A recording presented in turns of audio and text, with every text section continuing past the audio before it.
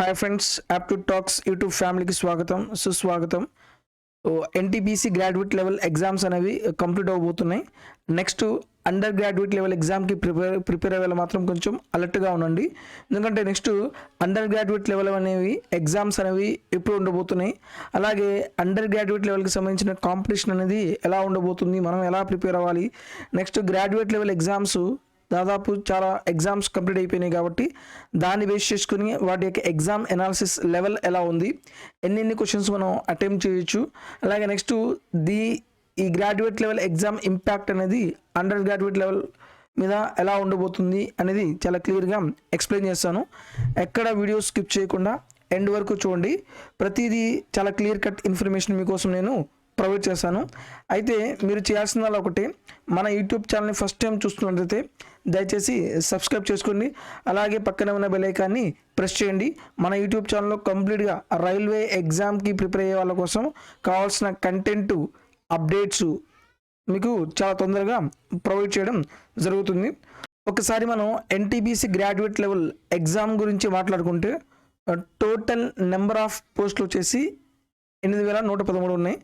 అలాగే మొత్తం ఫిల్ అయిన ఫామ్స్ వచ్చేసి 58,40,861 ఉన్నాయన్నమాట. అయితే ఎగ్జామ్ డేట్స్ ఇప్పుడు ఇచ్చారు మనకు.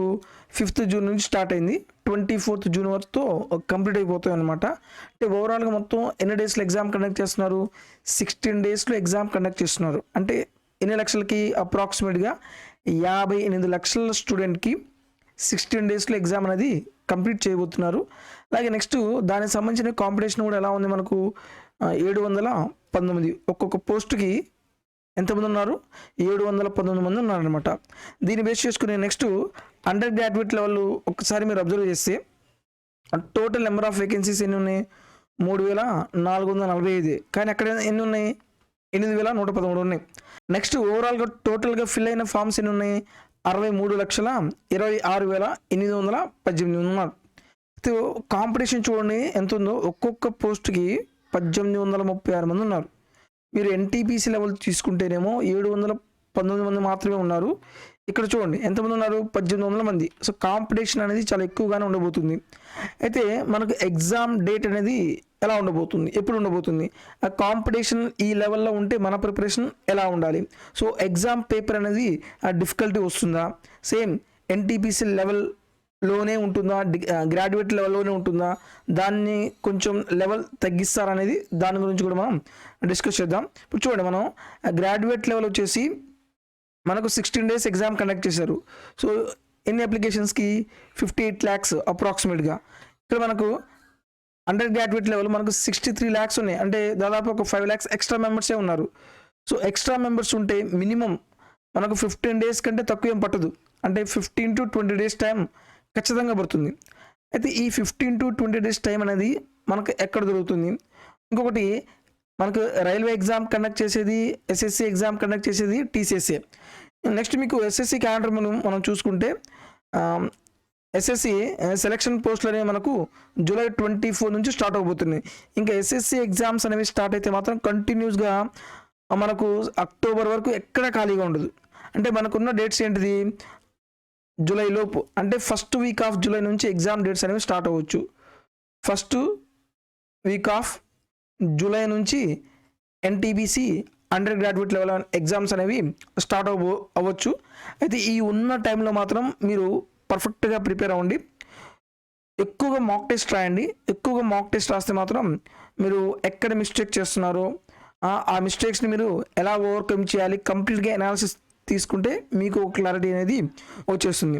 అయితే ఇక్కడ మనం నెక్స్ట్ గ్రాడ్యుయేట్ లెవెల్ ఎగ్జామ్ మనం అనాలిసిస్ తీసుకుంటే మీకు ఆల్రెడీ మనం మ్యాథ్స్, రీజనింగ్, జిఎస్ ఉన్నాయి. మ్యాథ్స్లో 30 క్వశ్చన్స్, రీజనింగ్ 30 క్వశ్చన్స్, అలాగే జిఎస్లో 40 క్వశ్చన్స్, టోటల్గా మనకు 100 మార్క్స్ ఉన్నాయి అనమాట. అయితే మ్యాథ్స్లో ఇక్కడ మనకు మనం 2 పార్ట్స్ ఉన్నాయి అనమాట. అర్థమెటిక్ పార్ట్ ఉంది, మ్యాథ్స్ పార్ట్ ఉంది. ఈ మ్యాథ్స్లో మనకు ప్యూర్ మ్యాథ్స్ అనమాట. మనకు 4 to 5 క్వశ్చన్సే ఇచ్చింది.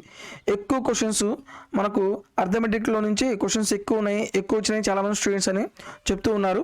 అలాగే రీజనింగ్ క్వశ్చన్స్ కూడా బాగానే ఉన్నాయి. అయితే ఇక్కడ మనం మ్యాథ్స్లో ఎన్ని అటెంప్ట్ చేయొచ్చు అంటే ఒక 25 క్వశ్చన్స్, 22 to 25 to 27 దాకా అటెంప్ట్ చేయొచ్చు.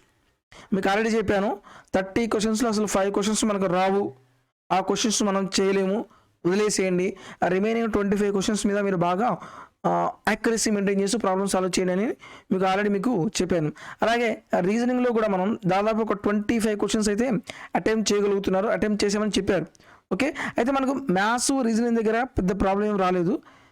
ఎక్కువ ప్రాబ్లమేటిక్ ఎక్కడ వచ్చిందంటే మనకు జిఎస్ దగ్గర ఎక్కువ వచ్చింది. ఎందుకంటే ఈసారి జిఎస్లో ఏం చేశారంటే కరెంట్ అఫైర్స్ అనేది ఎక్కువ ఇచ్చారు. చాలామంది స్టూడెంట్స్ ఏం చెప్తున్నారంటే current affairs questions 15 to 20 questions ఇచ్చారు అని చాలామంది స్టూడెంట్స్ చెప్తున్నారు. జనరల్గా మనం అనుకునేది ఏంటిది, జిఎస్లో ఒక కరెంట్ అఫైర్స్ వచ్చేసి ఒక 10 క్వశ్చన్స్ ఇస్తారని చెప్పాను. కానీ ఇక్కడ క్వశ్చన్స్ కరెంట్ అఫైర్స్ క్వశ్చన్స్ అనేవి మినిమం 15 to 20 క్వశ్చన్స్ దాకా ఇచ్చారని చెప్తున్నారు. సో నెక్స్ట్ మనకు అండర్ గ్రాడ్యుయేట్ లెవెల్లో కూడా కరెంట్ అఫైర్స్ క్వశ్చన్స్ అనేవి రావచ్చు, ఎక్కువగానే రావచ్చు. మీరు మినిమం 1 year కరెంట్ అఫైర్స్ బాగా ప్రిపేర్ అవ్వండి. 1 year కరెంట్ అఫైర్స్ బాగా ప్రిపేర్ అవ్వండి. నెక్స్ట్ కంప్యూటర్ బేస్ మీద క్వశ్చన్స్ ఎక్కువ ఇచ్చాడు. మినిమం ఒక 5 క్వశ్చన్స్ ఇచ్చారంట. కంప్యూటర్స్ మీద 5 క్వశ్చన్స్ ఇవ్వడం జరిగింది. సో ఈ 5 క్వశ్చన్స్లో ఒక 3 క్వశ్చన్స్ ఈజీ లెవెల్గానే ఉన్నాయి, 2 క్వశ్చన్స్ మాత్రం కొంచెం డెప్త్గా ఉన్నాయని చెప్పారు. అలాగే నెక్స్ట్ మనకు ఎకనామిక్స్ నుంచి కూడా క్వశ్చన్స్ ఇచ్చారంట. ఎకనామిక్స్ నుంచి ఒక 5 క్వశ్చన్స్ చూడండి. దాదాపు మ్యాక్సిమం క్వశ్చన్స్ అనేవి ఇక్కడే కవర్ అవుతున్నాయి. మన కరెంట్ అఫైర్స్లో నుంచి, కంప్యూటర్స్ టాపిక్స్లో నుంచి, ఎకనామిక్స్ నుంచి, ఈ 3 టాపిక్స్లో నుంచి దాదాపు చూడండి. ఈ ఒక 10, ఈ ఒక 15 వేసుకుంటే 20-30 మార్క్స్, అరౌండ్ 25 నుంచి 30 మార్క్స్ ఇక్కడే కవర్ అయిపోయినాయి అనమాట.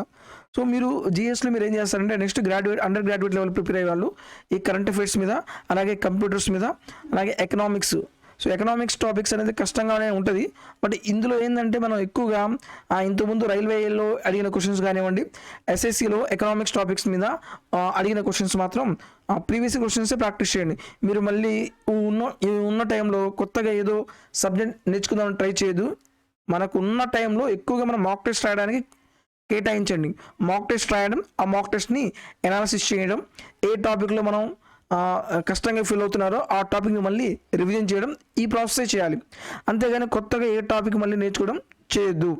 నేనేం చెప్తున్నానంటే కంప్యూటర్ సబ్జెక్ట్స్ కానివ్వండి, అలాగే ఎకనామిక్ సబ్జెక్ట్స్ కానివ్వండి, మీరేం చేస్తారంటే ఆల్రెడీ ఎస్ఎస్సిలో కానివ్వండి, రైల్వే ఎగ్జామ్స్లో కానివ్వండి, ప్రీవియస్లో అడిగిన క్వశ్చన్స్ తీసుకొని ఏవైతే క్వశ్చన్స్ ఉన్న క్వశ్చన్స్ బాగా బైహార్ట్ చేసేయండి. ఇంకా కరెంట్ అఫైర్స్ మనం చేయాల్సింది ఏమీ లేదు. 1 year కరెంట్ అఫైర్స్ మాత్రం కంపల్సరీగా మీరు చదవాల్సిందే. వెయిటేజ్ దీనికి ఎక్కువ ఇచ్చారు. ఓకే, దీన్ని బేస్ చేసుకొని మనకు ఎగ్జామ్ లెవెల్ అనేది మోడరేట్ లెవెల్ అని చెప్పొచ్చు. సో ఇంకోటి చాలామంది స్టూడెంట్స్ చాలా రకాలుగా చెప్పొచ్చు. నేను 90 అటెంప్ట్ చేశాను, 95 అటెంప్ట్ చేశాను, 85 అటెంప్ట్ చేశాను. ఇవన్నీ మర్చిపోండి. అటెంప్ట్ చేశారంతే, అవి రైటా రాంగా ఎవరికి తెలియదు, రాసిన వాడికి కూడా తెలియదు. ఎందుకంటే ఎగ్జామ్ రాసేటప్పుడు మన మైండ్ సెట్ ఎలా ఉంటుందంటే ఈ క్వశ్చన్ నేను ఎక్కడో చదివాను, ఇది అదే అయి ఉంటుందేమో, దీన్ని అటెంప్ట్ చేస్తారు. అది రాంగ్ కూడా అవ్వచ్చు. మనం చూడాల్సింది అటెంప్ట్ కాదు, మనం యాక్యురసీ మెయింటైన్ చేస్తూ పేపర్ని పర్ఫెక్ట్గా అటెంప్ట్ చేయాలి. అది అంతేగాని అతను 90 పెట్టాడు, 95 పెట్టాడు, నేను 85 పెడతాను అలా ఎప్పుడు అనుకోవద్దు. మీ సబ్జెక్ట్ మీరు పర్ఫెక్ట్గా నేర్చుకోండి. ఎగ్జామ్ రాసేటప్పుడు యాక్యురసీ మెయింటైన్ చేయండి. మన యాక్యురసీ బాగుంటే నార్మలైజేషన్స్లో స్కోర్ కూడా పెరగచ్చు. ఓకే, ఈ వీడియో మాత్రం డెఫినెట్గా మీకు చాలా యూజ్ అవుతుంది. ఎన్టీపీసీ ఎగ్జామ్కి, అండర్ గ్రాడ్యుయేట్ లెవెల్ ఎగ్జామ్కి ప్రిపేర్ అవ్వాలి మాత్రం దయచేసి టైం వేస్ట్ చేసుకోవద్దు. కంటిన్యూస్గా బాగా ప్రిపేర్ అవ్వండి, అలర్ట్ అవ్వండి. అలాగే కరెంట్ అఫైర్స్ మీద కూడా బాగా ఫోకస్ చేయండి. వీడియో నచ్చితే దయచేసి లైక్ చేయండి. అలాగే ఎవరైతే స్టూడెంట్స్ అండర్ గ్రాడ్యుయేట్ లెవెల్ ఎగ్జామ్కి ప్రిపేర్ అవుతున్నారో వాళ్ళకి మన వీడియోస్ షేర్ చేయండి. తద్వారా వాళ్ళకు కూడా చాలా యూజ్ అవుతుంది. Thank you for watching.